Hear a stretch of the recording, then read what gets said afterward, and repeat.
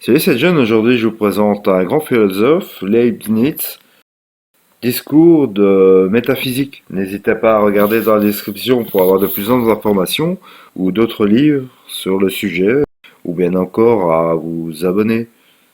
Bien à vous. Discours de métaphysique. Essai de théodicité, monadologie. Discours de métaphysique. Leibniz, l'universel.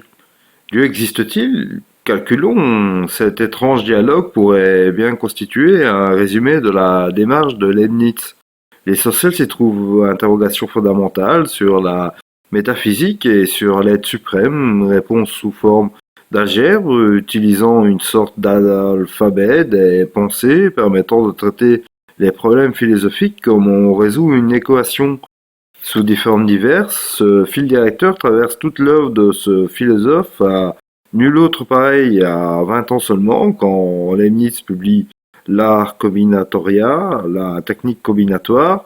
Le jeune génie rêve déjà d'inventer une méthode universelle pour la solution rationnelle de toutes les questions possibles. Sa pensée ne cessera de tourner autour des mêmes foyers théologiques, calculs, combinatoires. Sa réflexion porte autant sur des questions scientifiques et mathématiques que sur leur soubassement métaphysique. À cause de ces interactions inhabituelles entre mathématiques et métaphysique, l'œuvre de Leibniz n'a pas été toujours comprise. Elle a même fait l'objet de bien des caricatures. On a pris son auteur pour un alchimiste, un artisan de l'ésotérisme, une sorte de magicien. On l'a jugé abscon, trop compliqué, trop subtil. On l'a considéré comme un optimisme excessif et du coup risible.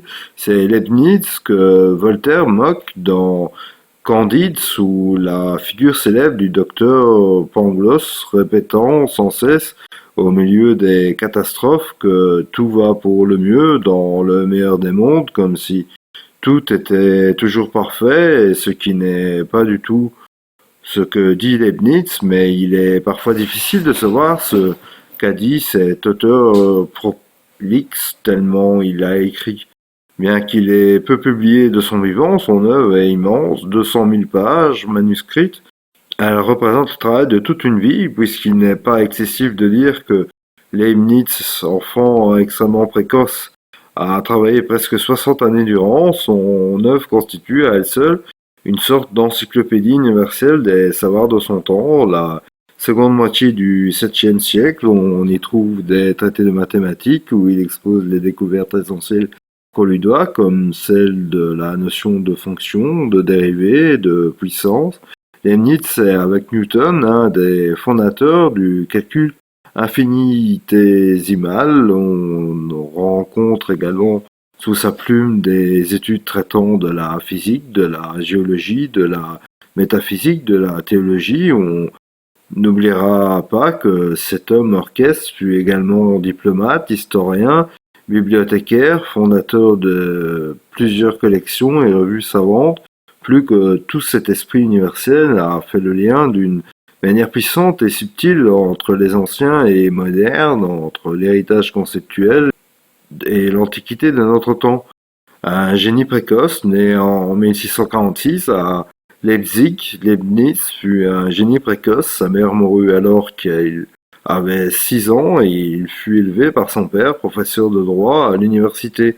L'enfant a probablement appris seul le latin et a lu très jeune dans la bibliothèque paternelle l'essentiel des classiques grecs et latins. À 15 ans, il entre à l'université, devient docteur en droit.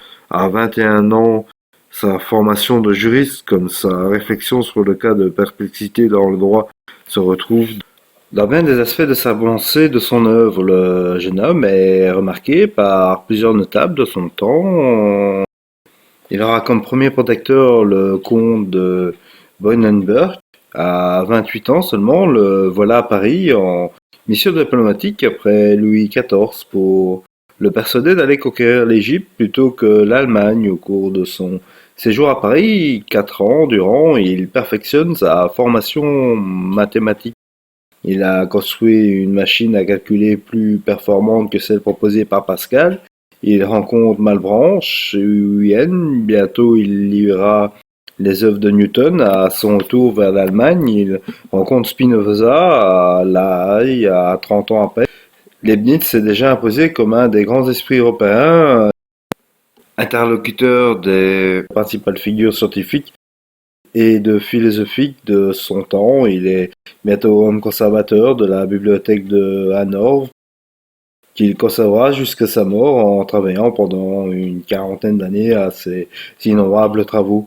Et il n'est pas excessif de dire que le système de Leibniz est véritablement un système universel dans la mesure où il tente, avec beaucoup de coups de subtilité, de complexité, aussi parfois de tenir ensemble tous les aspects de la pensée, de l'histoire, de la réalité. Peut-être la finesse d'élaboration de ses développements a-t-elle empêché que son acuité et sa nouveauté soient directement perçues par nos contemporains.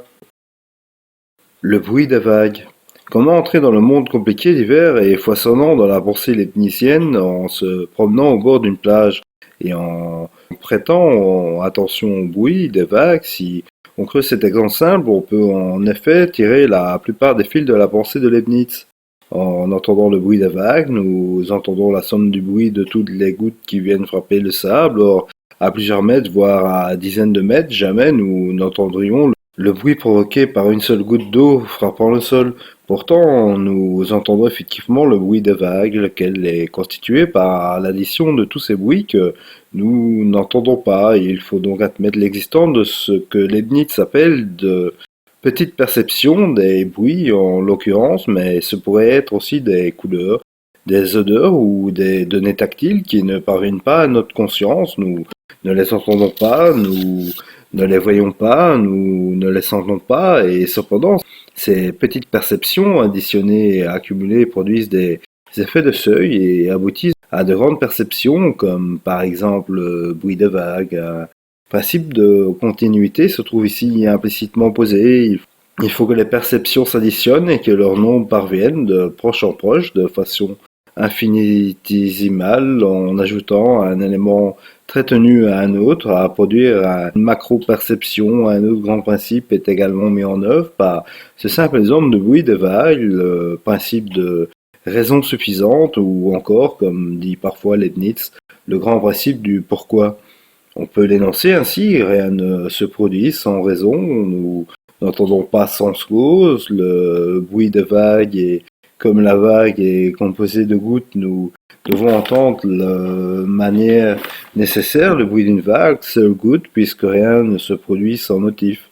Si quoi que ce soit dans le monde se produise absolument sans aucun motif, il n'existerait plus la possibilité pour la raison de pouvoir connaître de quoi il s'agit. C'est parce qu'il y a toujours une raison suffisante à ce qui se produit que le monde demeure connaissable et intelligible. Cela ne signifie évidemment pas qu'il soit effectivement connu et réellement compris, mais il est assuré qu'il peut l'être.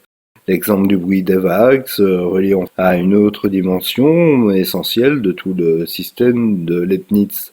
Le rapport entre l'unité et l'infini, le bruit tel que nous l'entendons, forme un seul bruit. Nous n'entendons qu'un bruit unique dans sa globalité et sa cohérence singulière, bien qu'il soit composé de myriades de petites perceptions correspondant aux millions et aux milliards de gouttes qui s'échouent sur la grève. Cette relation se trouve dans tout le mouvement de pensée de Leibniz.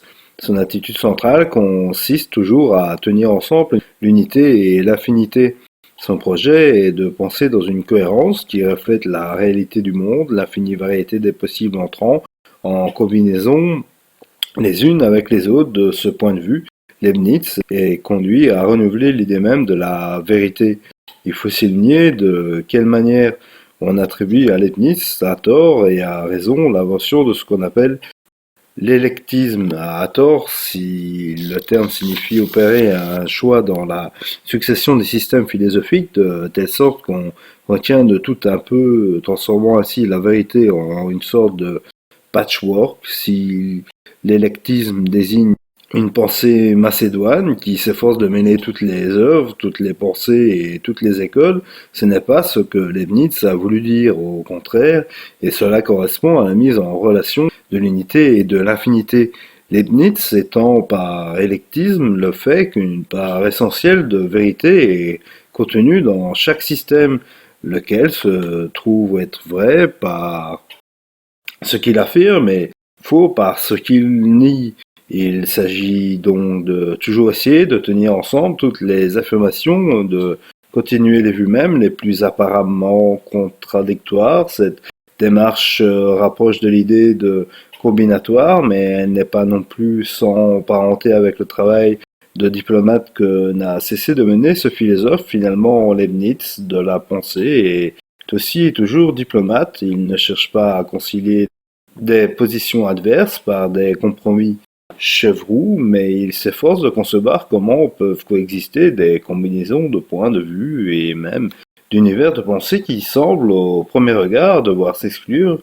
En cela, il prépare le style d'analyse qui sera repris et transformé par le système de Hegel.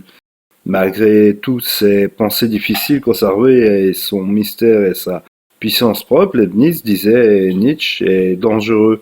En bon allemand qui a besoin de façade et de philosophe de façade, mais téméraire et en soi mystérieux jusqu'à l'extrême, derrière les façades du maître de Hanovre, perruque de cour, mission diplomatique, habileté de polémiste, curiosité encyclopédique, le système du philosophe demeure effectivement pour une part énigmatique. La dispersion de l'œuvre en opuscules, correspondances écrites de circonstances n'en est pas vraiment la cause, pas plus que son usage constant des modèles mathématiques ou sa fonction d'avocat de Dieu. La difficulté tient au projet lui-même. Leibniz parvient en effet plus qu'aucun autre sans doute à penser ensemble l'unité du monde et son affinité diversité, l'harmonie du tout et la singularité des individus, l'unicité du réel et la multiplicité innombrable des points de vue.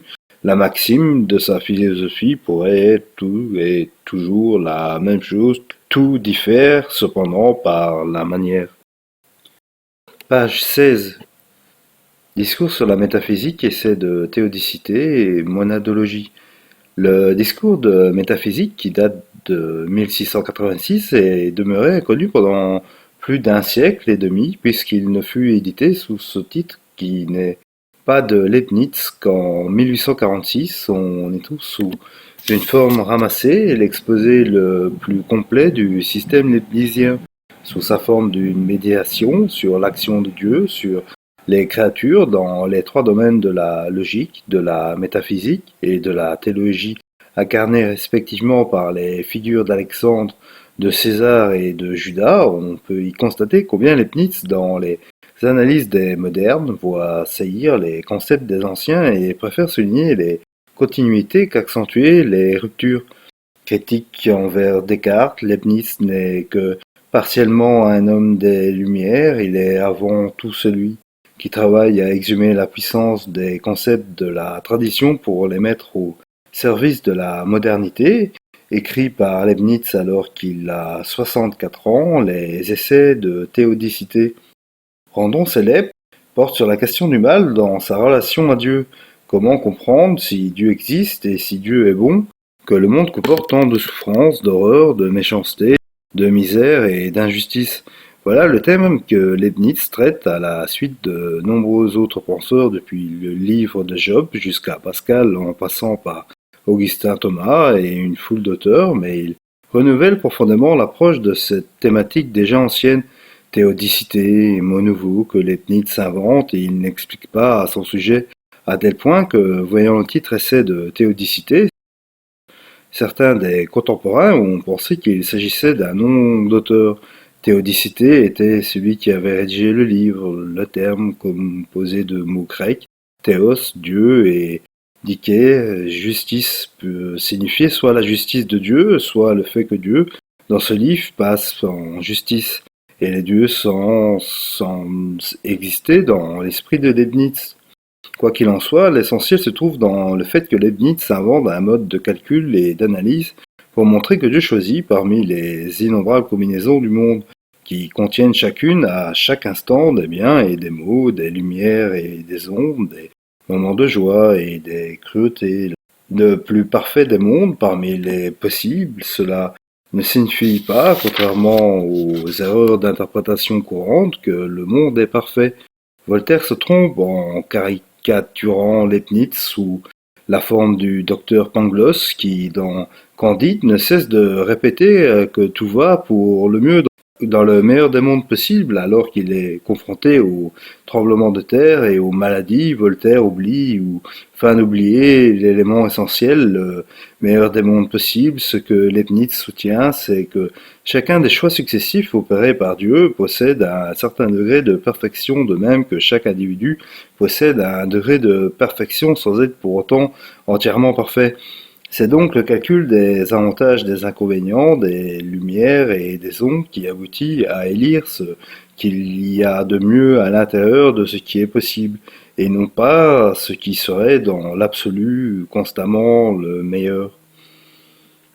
Monadologie est le titre devenu courant d'un des derniers traités de Leibniz, 2 ans avant sa mort, et il développe dans ses principes de la philosophie, c'est le titre d'origine, une conception extraordinaire, originale du rapport entre les organismes et l'ensemble des parties qui les composent. Ce qu'il appelle les monades sont des substances autonomes, chacune a une représentation du monde bien qu'elle n'ait pas de fenêtre. On pourra se représenter une chambre noire, close, hermétique. Les monades n'ont point de fenêtre par lesquelles les choses puissent y entrer ou sortir, écrit Leibniz. Elles n'ont pas de trou ni de porte. Dit-il d'ailleurs, les monades ne sont pas des âmes ni des esprits tels qu'on pouvait les concevoir avant lui. Elles tirent tout de leur propre fond qui est son. Chacun exprime le monde entier mais n'en exprime clairement qu'une partie. Chaque organisme, vivant ou non, est donc lui seul un monde et se représente l'intérieur de lui-même, la totalité du monde extérieur. C'est en ce sens que Leibniz a pu écrire les marbres aussi a des idées, quoique extrêmement confuses. Le monde n'est que représentation, chacune de ces représentations est une sorte d'image intérieure, plus ou moins claire, plus ou moins nette, qui atteint son maximum de vivacité et de clarté dans l'intelligence et la raison humaine. Avec cette construction d'une extrême subtilité et d'un abord souvent aride, Leibniz renouvelle l'approche de questions métaphysiques essentielles comme l'union de l'âme et du corps et de l'immortalité de l'âme. Roger Paul Droit. Discours de métaphysique. Nous entrons donc dans le vif du sujet. C'est la fin de la première partie, j'espère que ça vous aura plu et donné envie de lire le discours de la métaphysique de Leibniz ou de vous intéresser à cette époque. N'hésitez pas à vous abonner ou à regarder dans la description pour y trouver de plus amples informations ou de livres en rapport avec le sujet ou à vous abonner. Bien à vous.